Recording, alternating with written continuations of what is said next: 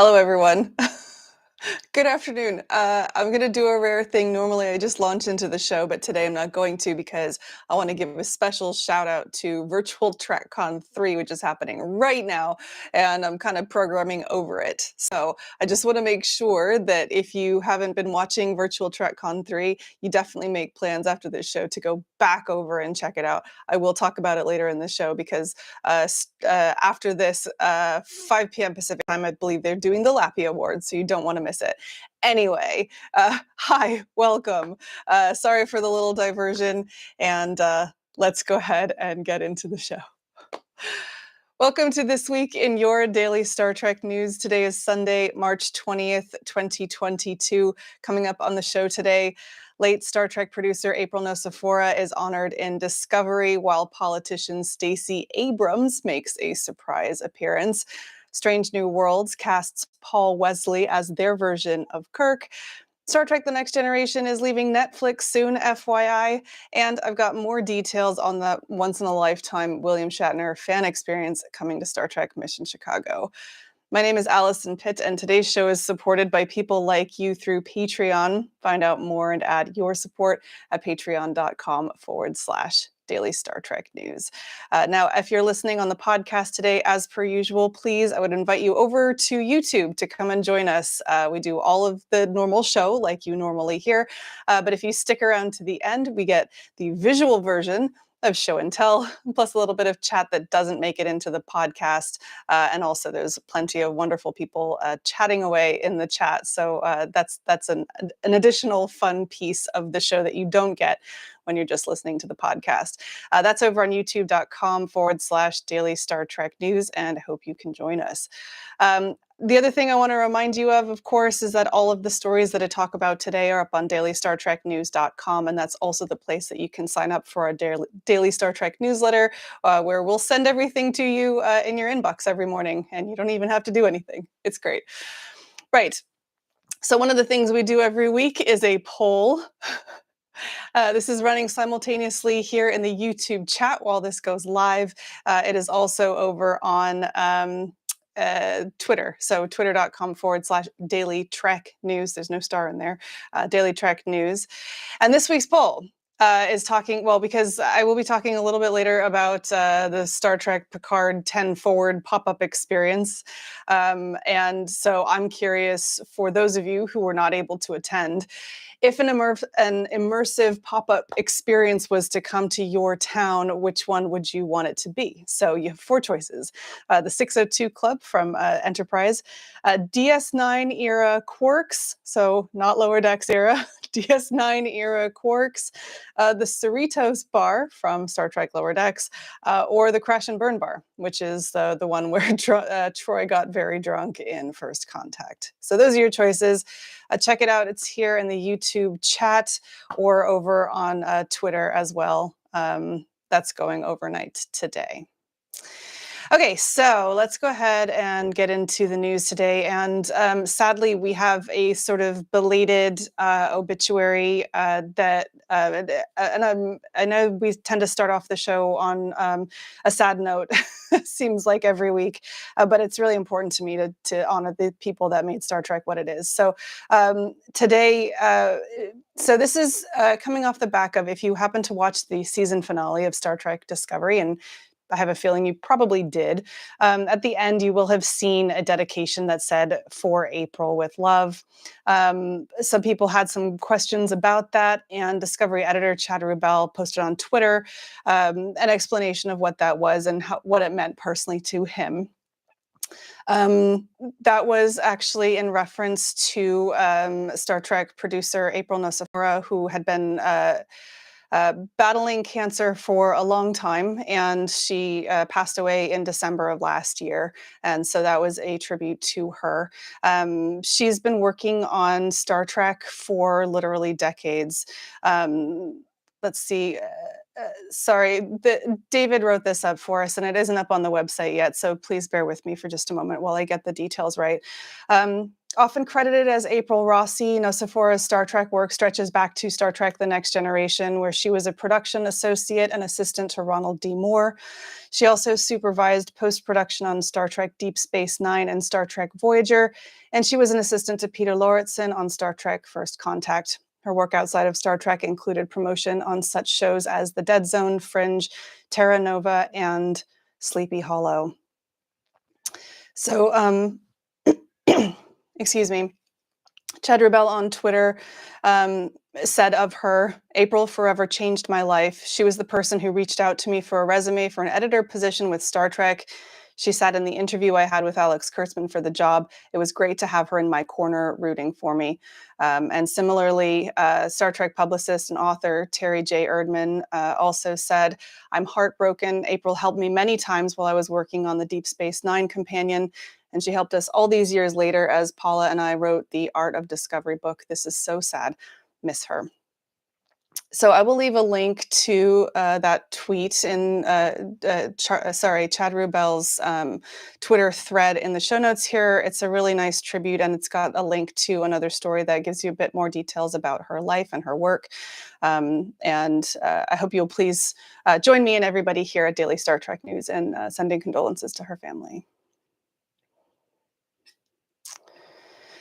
So I mentioned that was at the end of the Star Trek Discovery season finale, but that's not the only sort of big news that came out of the season finale. And I want to preface the next story by saying I know there's spoilers, and I'm sorry about that. But by the time probably by the time you woke up on Thursday morning, it was spoiled all over the internet anyway.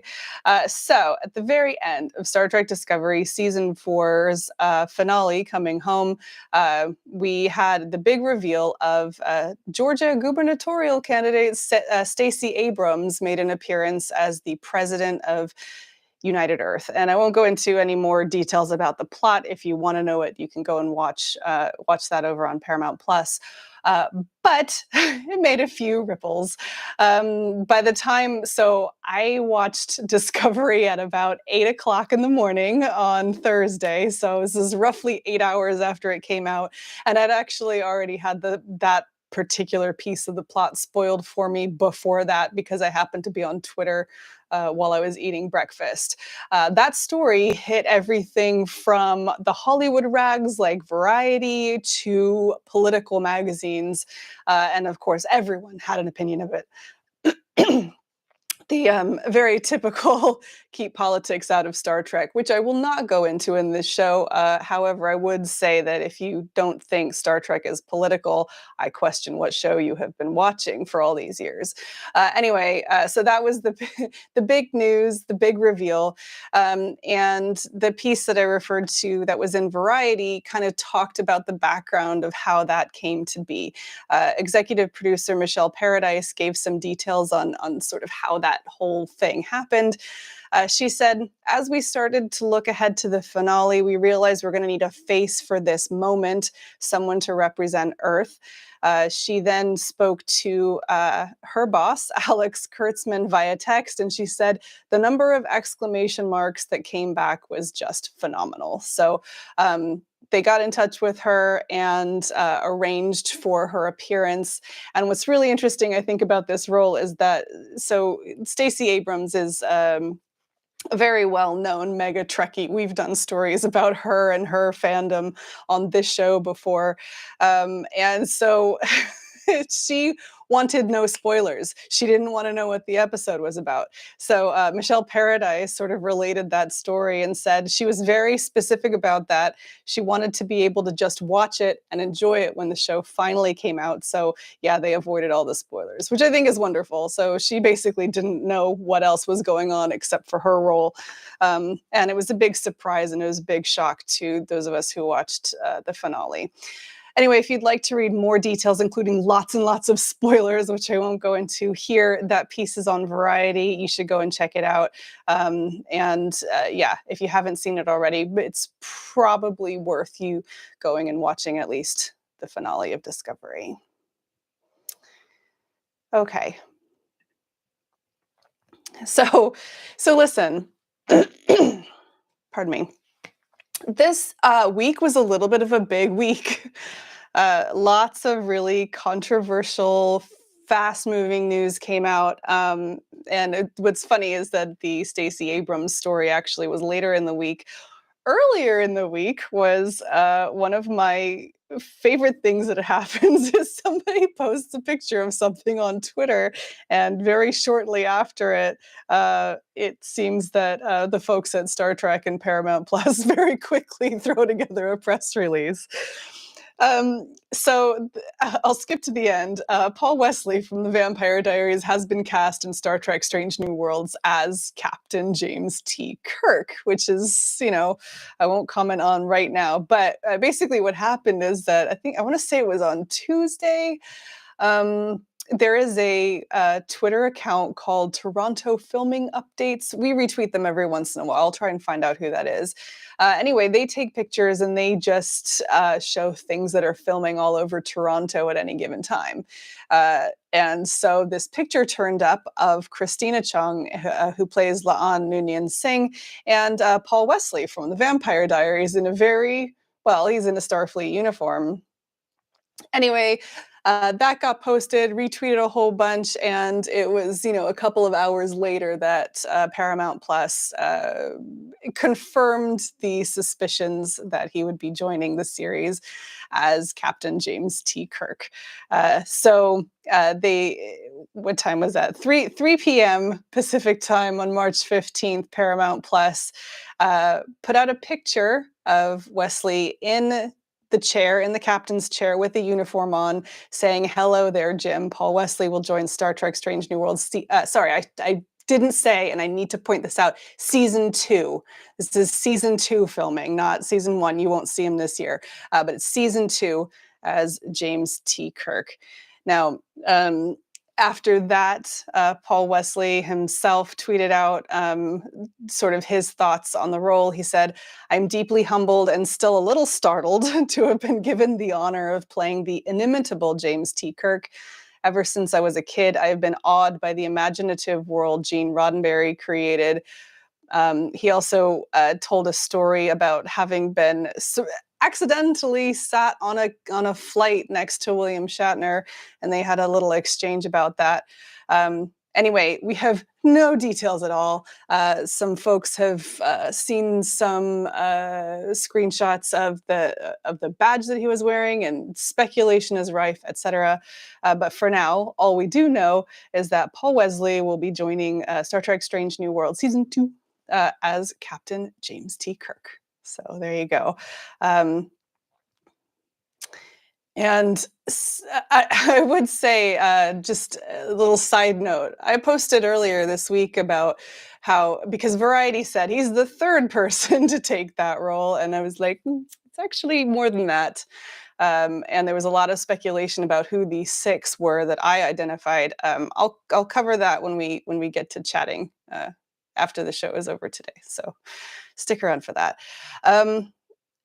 All right, so those are things that are currently in production TV side. We've also had a little bit of an update on the film side. So if you recall, J.J. Abrams announced at the TCAs that they were going to start filming for the new Star Trek film, Star Trek Arabic numeral 4, as most people call it. They're going to be filming this year, towards the end of this year, for a December 2023 release. It came out not long after that that was news to most of the people who were supposed to be in it. But it sounds like things are moving on. So Chris Pine is out and about promoting his new movie, All the Old Knives, and there was a red carpet event for it last week. TrekMovie.com very helpfully compiled a whole bunch of different interviews that he did on the red carpet. So if you want to see all that stuff that he did, please head over to TrekMovie.com. But the point is that he's definitely excited and totally on board, but it doesn't sound like he's actually seen a script yet. So here's the quote from Chris Pine was talking to Entertainment Tonight on the red carpet for that movie, and he said, "I know we're all excited to come back, and we would love to come back. This is a tight family. We've been working together for 15 years. I think we're ready to get back to work, and excited to see a script whenever that should come in, and excited for Matt Shakman to direct." So. I think this echoes something that Zoe Saldana said a couple weeks ago. It definitely sounds like they are on board, but things are a little slow moving. I'm sure that we will hear more about it going forward. But for now, the official line is that they'll start filming later this year. And they've still got that December 2023 release for Star Trek 4. So that's things that are coming up. And then we go to the side of things that are ending. And I think we all knew this was coming. For those of you in the United States, the story is that Star Trek: The Next Generation will be leaving Netflix in April. I confirmed that this morning. It is still showing that if you're a Netflix user and you save something like Star Trek to your list, you can go into your list, and it definitely still says last day to watch April 1st. So as of April 2nd, Star Trek: The Next Generation will no longer be on US Netflix, which is just sort of more steps in the direction of consolidating everything onto Paramount Plus. Now, Trek Movie sort of brought us this story. They point out that the only series that's going to still be on there is going to be Star Trek Deep Space Nine. So that's kind of sad, but not surprising. For those of you who are Netflix subscribers, you probably got an email this morning saying that the price was going up. So maybe it's time, in the face of the $19.99 subscription, to move over to the Paramount Plus $9.99 subscription, if Star Trek is what you're watching. I should say that I'm a Paramount Plus affiliate, so if you sign up through us, we do get a kickback. I'm not advertising it for that. I'm pointing out that Star Trek is very rapidly leaving the Netflix platform, and the Paramount Plus is going to be the place to watch it going forward. All right, so that's most of the news this week, but there are two other stories that I want to make sure that you hear about before I leave today. So number one is, and I hope that you saw this on our YouTube or on our social medias. I did an interview earlier this week with Kent Mages. He's the founder of Mass Persona. They are the makers of Minikin 3D custom printed figurines, and they're the ones that are putting on this William Shatner once in a lifetime fan experience that's coming to Mission Chicago. So we did a story on them last week, I think, and I wanted to sit down with their founder and talk a little bit more about, what they're doing, why they're doing it, etc. And it's a really interesting interview. It's about 20 minutes long, and we talk about the exact experience, and then we talk about just generally what fan experiences are like and how that's going to evolve into the future. And we also talk about the technology. So if you're like a 3D printing nerd, you probably want to listen in and hear about their machinery and stuff like that. Some really cool technology going on there, and it's a little bit like living in the future. So go and check that out. It's on our YouTube channel. I've also posted on the web too, so you can go and have a look. It's really cool. And then the final one, for those of you watching live, you would have already heard me tell you about this, but Virtual TrekCon 3 is happening right now. It's a big virtual Star Trek convention that has been going on since Thursday, and it ends tomorrow, Monday. Today is the day of the LLAPy Awards. So we told you about this a while back. It's a number of awards for various things going on across the Star Trek franchise, and that's all happening this evening at 5 p.m. Pacific time. And you can check that out. The links and everything to where everything is, the whole schedule is at virtualtrekcon.com. There's a schedule on there. There's panels happening all day and all day tomorrow as well. Please go and check that out. They're friends of this show, and we've participated in Virtual TrekCon before. Unfortunately, it didn't work out this week, but they do some really good stuff. So please go and support them if you can. Right. So that's it for the news this. Well, it's not it for the news this week. As I always say, there's always more stuff on the website at dailystartreknews.com. And if you really don't want to miss anything, please sign up for the Daily Star Trek newsletter. That's at dailystartreknews.com/contact. All of the stories we publish go straight to your inbox, and you don't even have to do anything. It's great. This is the part of the show, though, where I remind you that everything we do here is supported by folks like you through Patreon. And you can find out more about that and how you can contribute from just $1 a month at patreon.com/Daily Star Trek News. I also want to give a quick special shout out to John Martin, who has been participating with super chats on YouTube, which is an alternative way that you can support us if for some reason you can't or you don't want to go through Patreon.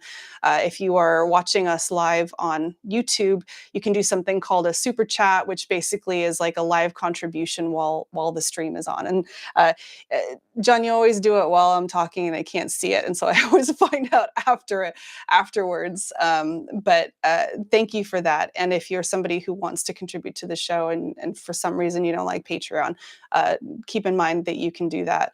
I know that some people have commented that they do take a commission, and I don't know exactly the amount. That is true. I don't get the full amount that you pledge, but that's true of any kind of crowdfunding platform, and YouTube is actually consistent with everything else. So that's actually a good way to contribute if that's what you want to do. Anyway, thank you very much. Everything that you see here, everything that we do is supported by you guys. So thank you for coming, and yeah, thank you for supporting us. Um, Also, don't forget there's a poll running in the chat, and if you're listening to us back later, you can also do the poll over on Twitter. That'll go overnight tonight, and we'll look at the results of the poll at the end of today's show. Right. Okay. Show and tell. Spoiler alert, I've been showing and telling this whole time. For those of you who follow me on Twitter, you will know that I went to the 10 Forward Experience last Monday. And it was a wonderful, wonderful night. I have posted up a whole bunch of pictures on our Twitter account. I did a Twitter thread of a whole bunch of the pictures that I took on the day. That's pinned to the top of our Twitter account right now. So if you would like to go and see those, you can see them. But I wanted to show you the cool merch that I got, which makes me feel a little bit self-conscious because I feel like I'm showing off, but it's really cool. I was actually really impressed. So I've been to fan events like this before, and they often take the opportunity to totally price gouge and charge tons. I mean, think of the last time you went to a concert and your hoodies are like $70 or something like that. It really wasn't actually. The merch for 10 Forward was totally sensibly priced, and so I bought some stuff. Let's see. All right, so my hoodie. It says 10 Forward, and it's very, very cool. I love this. This is my favorite part, actually. So it's a lightweight black hoodie with the 10 Forward like neon logo on the front. But then on the sleeves on the one side, you got Star Trek Picard logo, and on the other side, you got Paramount Plus. Now, I know this is like totally marketing. I'm basically a walking billboard for Star Trek Picard. I'm okay with that because like the cool Paramount Plus logo on the side makes me feel totally legit. So it's cheesy. Anyway, I basically haven't taken this hoodie off since I got it. I'll get over it. I will. The other cool thing, and I hope that they actually sell these or something like them, through the StarTrek.com store or something in the future. This hat is amazing. At first, I tried to get my boyfriend to buy it because he wears baseball caps, and particularly for like running or athletics or whatever. And it's cool. Look at that. It's like I'm not gonna put it on because I've done my hair, but it's just it's a cool like low profile black baseball cap, and like the it's got a white delta on it, and it's embroidered. It's kind of like off center. and it's very cool. And the best part, I didn't even realize when I bought it until after I bought it, it's got the cool 10 Forward logo on the back. So it's like, legit experience stuff. And a nice, buckle. And it's a really good hat. It like inspires me to like I actually went and bought running shoes after that.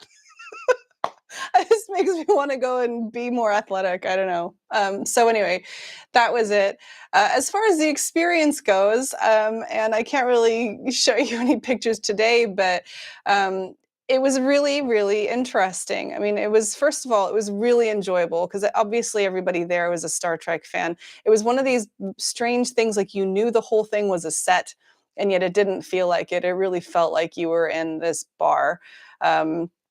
It was very authentic, and they had a guy walking around as a Vulcan, and there was an Andorian walking around.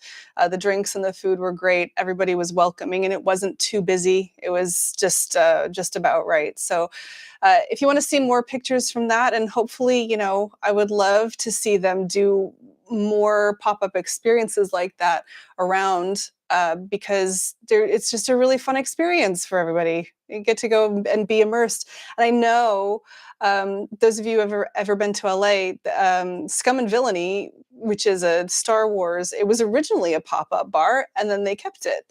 So all I'm saying is they could actually make 10 Forward permanent, which would be great. If anybody's watching who could make that happen. Anyway, that's show and tell for today. It's my fun stuff from 10 Forward, and an encouragement to go and look at the pictures over on our Twitter account. And of course, you can watch Star Trek Picard. Episodes 1 and 2 of season 2 are now available on Paramount Plus, and episode 3 is coming up. Is it episode? No, we've seen episode 3. We're into episode 4 is coming this week. There's a new trailer out, by the way. It's going to be good. Okay. So I've done show and tell, and today I'm not going to forget about the poll. You guys have a couple more minutes to vote in YouTube, and I'm going to flip over to Twitter and see what's going on there. Big thank you to Heather for retweeting this, because they got a lot more exposure and got lots of votes. But I gotta say, the poll on Twitter is a little bit lopsided. So to recap, this week's poll was: if an immersive pop-up experience came to your town, which pop-up experience would you want it to be? Your choices were the 602 Club, DS9 era Quarks, the Cerritos Bar, and the Crash and Burn Bar from Star Trek First Contact. Now, I want to preface this by saying that I actually didn't expect anybody really, well, I guess I did expect some people to say DS9, but for people who go to conventions, or anybody who's been to STLV, we already do Quarks. We've done Quarks before. So I was actually expecting a little more from the other options, but we'll probably shouldn't surprise anybody that DS9 era Quarks is very, very far in the lead. So on the Twitter poll, currently DS9 era Quarks is winning with 83.3% of the vote. In second place is the Cerritos Bar with a paltry 10%. The Crash and Burn Bar from First Contact is in there with a 5.6%, which I think may actually just be me, because that's what I voted for. And the 602 Club, sadly, in there with just 1.1%. So pretty decisive results there. Let's have a look and see. Oh, all right, I'm ending the poll.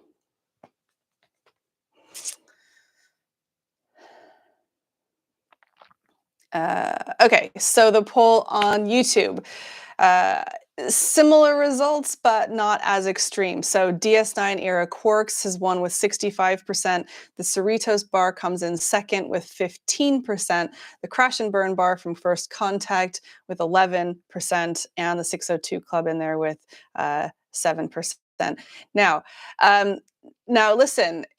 So Paul Wright in the chat, I'm calling you out, Paul. He says, I had no idea what the crash and burn bar was. I do this deliberately in the poll questions. I try to pull something in that's a little bit more obscure, and I would highly encourage you to just, if there's ever an option that you don't know, please go on Memory Alpha and search for it, because one of the things that I love about doing trivia and poll questions and things like that is I love helping people find like weird, obscure stuff that happens in Star Trek. Because one of the best things I think about the whole franchise is the writers and the producers like little attention to details. And those are the things that really get me. So it's I don't like try to make it hard. I try to make it maybe something slightly off the beaten path to encourage you to go over onto Memory Alpha and just go down like a little Wikipedia hole. It'll be fun. Also with the crash and burn bar, technically, I think if I remember correctly from Memory Alpha, it was never actually named on screen, but it was in the script and in post. I think it was in the novelization as well. So anyway. Okay. Right. Well, that is the end of for this week in Daily Star Trek News. Just a reminder, if you're on YouTube, stick around. We'll have some chat at the end. But for everyone else, thank you for listening. And if you aren't listening on YouTube, come and watch on YouTube. It's fun, and there's people in the chat, and it's a good time. Also, remember that you can find all of this week's stories, including a bunch of stuff that I didn't get to in today's show, and also things like Tease Trek Trivia Tuesday, or the history segment, or our events listing. All of those are available on dailystartreknews.com, and you can get them delivered to your inbox for free if you do dailystartreknews.com/contact. Sign up for the newsletter. It's great. Anyway, thank you very much for listening today. This show is produced by me, Alison Pitt, and this week's stories were written by Chris Peterson, Marina Kravchuk, Jack Brown, T. Rick Jones, and David Powell. And of course, today's show was supported by people like you through Patreon and YouTube Super Chat. You can find out more about Patreon at patreon.com/Daily Star Trek News. I'll be back next week with more of the Star Trek news you need to know. I'm Alison Pitt. Live long and prosper.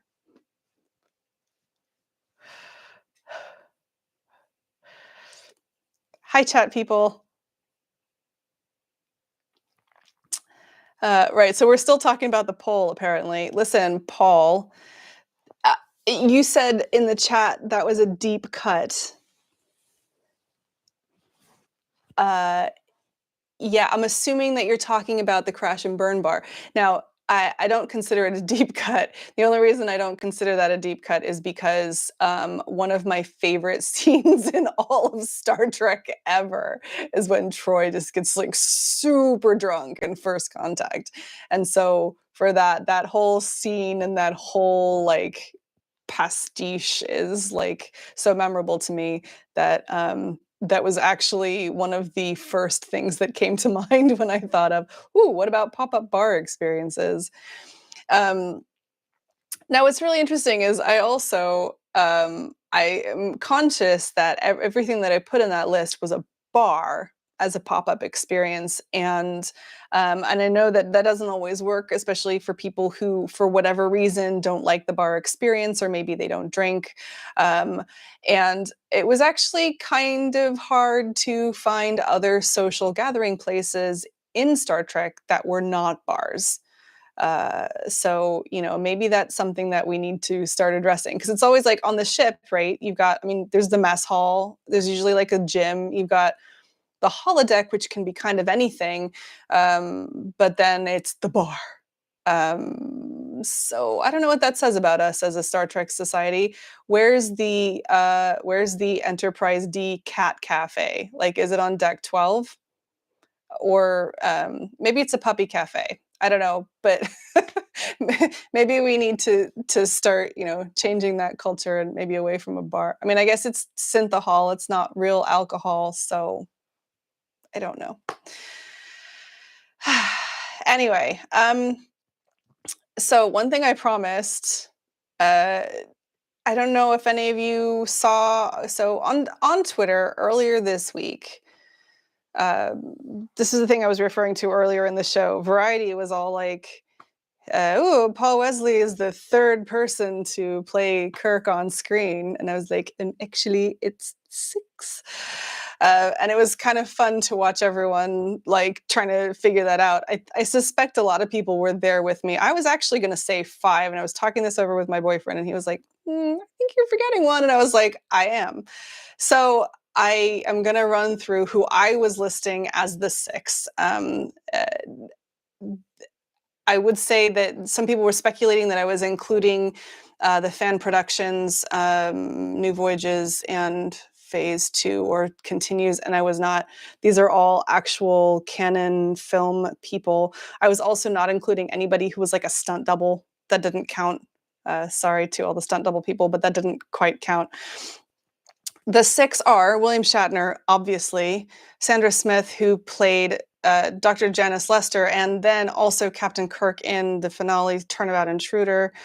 The third one is I was about to be slightly obscure. It's not slightly, it's extremely obscure, and is not actually credited anywhere, but it's the baby in Star Trek 2009. Now, the name of the baby is most likely Joy Deaver. And the reason we know that is because there's a great Trek BBS thread on exactly this issue. And the mother of the baby came on to the Trek BBS and said, someone sent me this and I thought I would comment. Her name is Joy Deaver. She basically quit being an actor at about 9 months old, but her older siblings are twins who also have a career in Hollywood. So it was the baby was just a baby, and that was it. They, like I said, they were uncredited. Memory Alpha in the uncredited list for Star Trek 2009 does list Joy Deaver with a link back to that Trek BBS post.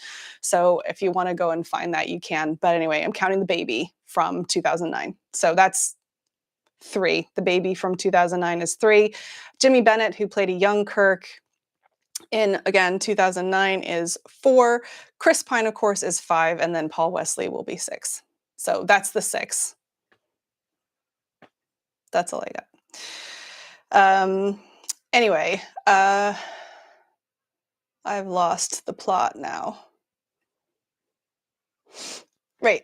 I'm going to quickly scroll back. You guys are chatting too fast.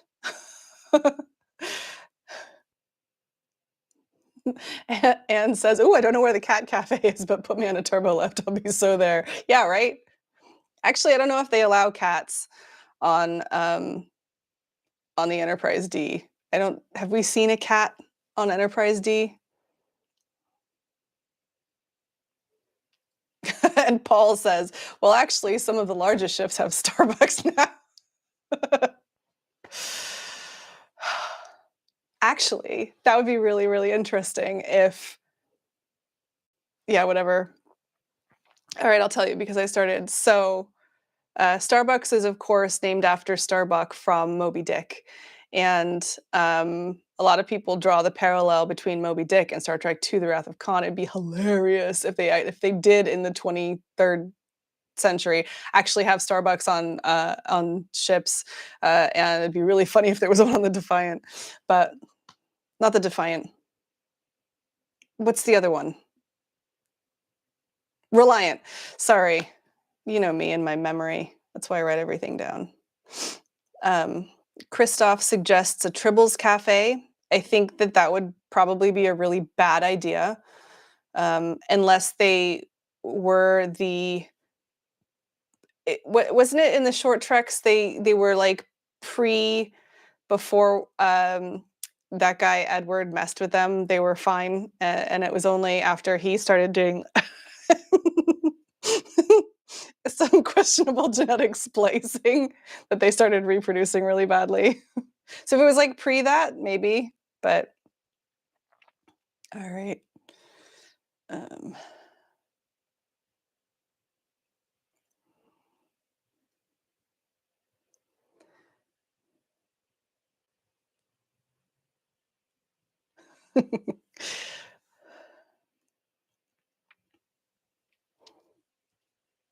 oh, hey, BC. Can somebody please confirm to me? This is very important. Wait, I'm going to scroll back. Yes. Hello to BC, who always says Ala Moraine. And you know what? I didn't turn on my thing. Hang on. There we go. So this is going back in history now. BC has been watching this show for like forever, and you can't see it, but when I used to be sitting over there, and this was all in the background, there is a moon up there, and BC always used to help me out with the moon phase, because I can put the phase of the moon on my moon on the wall. You can't see it any longer, but now whenever I think about, because I always used to, for that stream, I always used to come over here and I always used to turn on the LCARS display and the moon, and actually this bad boy too. There we go. And I haven't done that. Oh God, it's really dusty. Haven't done that in forever. Look at that.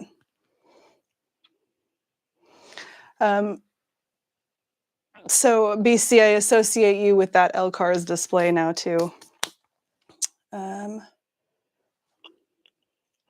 I'm not sure if Mohammed is still here in the chat. If you are, thank you very much. Oh, you are. Yay. Thank you so much for joining us. I know you've been working hard on Virtual TrekCon 3, and it's very kind of you to take the time out of your day to come and join us over here. So I appreciate it.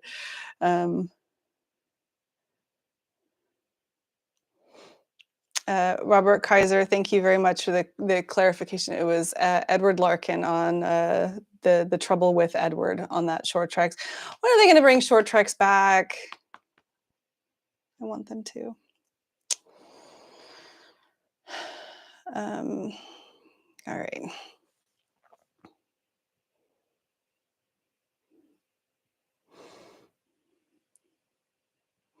Hi, War Dog Heim, or shall I say howdy? That's very in keeping with my desire for a pop-up crash and burn bar. Actually, you know what it is? There is a bar out in the middle of the desert near Las Vegas that when I make it to STLV, I go out there with some of my friends, and it's not anywhere near the same, but it does remind me a lot. We go out there and we do karaoke and have burgers and nachos and have a really good time, and it always reminds me of the bar in First Contact, and it's got great memories for me. So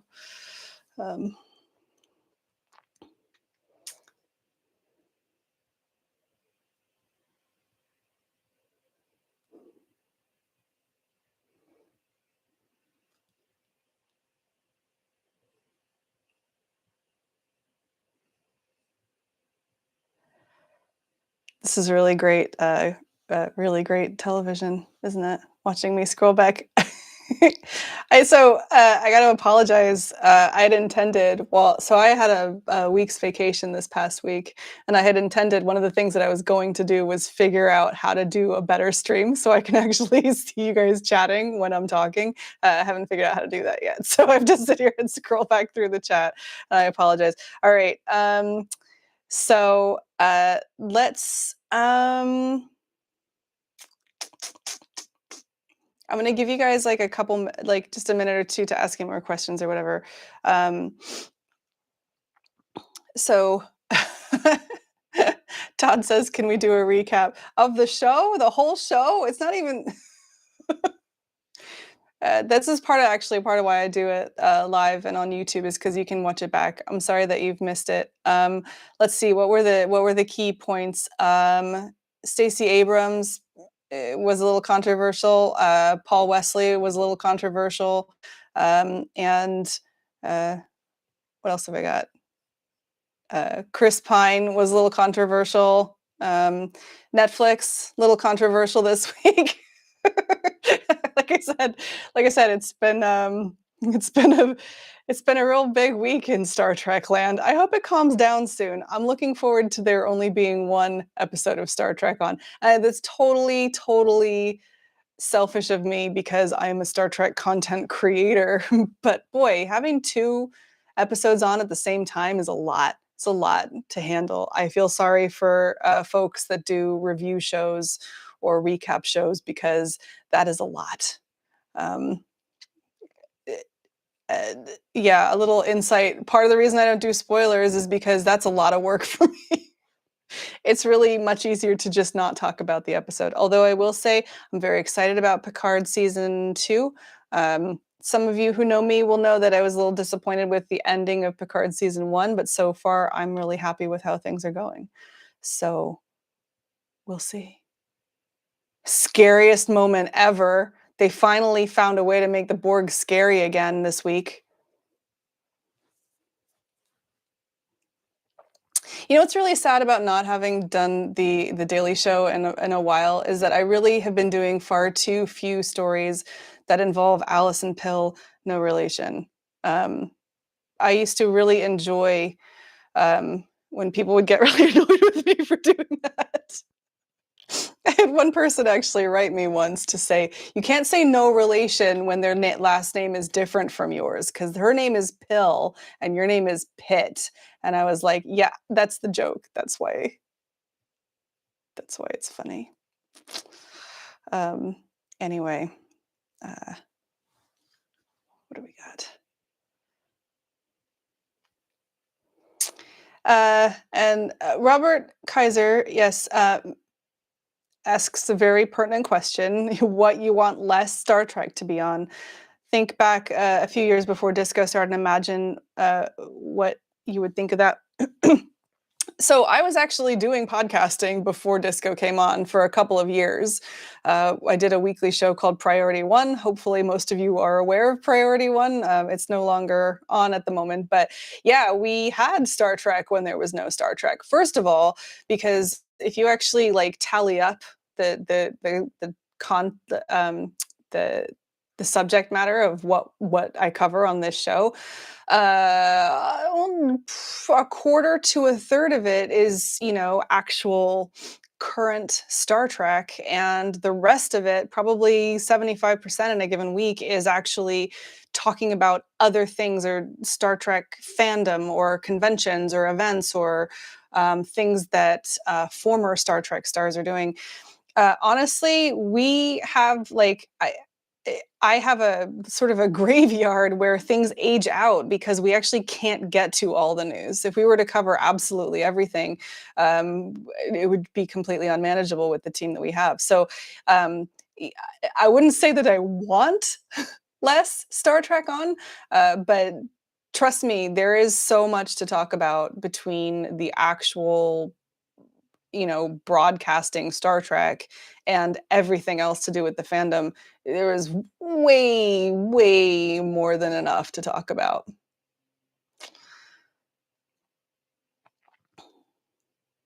So Anne actually points out that I was excited when I thought that they might do Prodigy and Discovery at the same time before we went on hiatus, and I was. And I will be curious to find out if they make any changes to their schedule, because I kind of felt like this whole leapfrogging thing that they did like the end of last year and into this year. So it was Prodigy went on hiatus, Discovery came on, Discovery went on hiatus, Prodigy came back, Discovery came back, Picard started. That all seemed a little bit in distress, if that makes sense. Like none that felt like that didn't feel like A/B testing. It felt like, oh crap, we're not ready. We have to rejig the schedule. So I'd be curious, especially the last 3 weeks where Picard and Discovery have been on at the same time, whether that behavior will affect anything that they do going forward. As a content creator, total pain in the backside. I mean, I guess it's easier because, you know, we can publish those preview pics and it's an easy article to do. But trying to keep focus of what you're talking about is really hard when you've got two shows going on at the exact same time. So anyway, BC, Alison Pill, the one with the whales. You got to add no relation onto the end of it, and that will trigger most people that have complained to me. Yeah. Anyway, that's all I have for today. I think I'm going to wrap it up here. Thank you very much, everybody, for coming and joining me in the chat. Just a reminder, coming up this week is Picard episode 4. There's a new trailer out on social media, so you can go and see that. There's some dude in it walking with Picard, and you're like, who's that dude? I just saw it right before I went live today, so I don't have any idea. I haven't looked at any of the theories or whatever, but if you watch that trailer, you're going to be like, who's that guy? Could be interesting. Who is the Watcher, et cetera, et cetera. Yeah. That's all I got. Thank you very much, everybody, for joining me. I will be back next week. Again, Sunday, 2 p.m. Pacific time here on YouTube. I will hope to see you then, and have a great, wonderful week. Bye.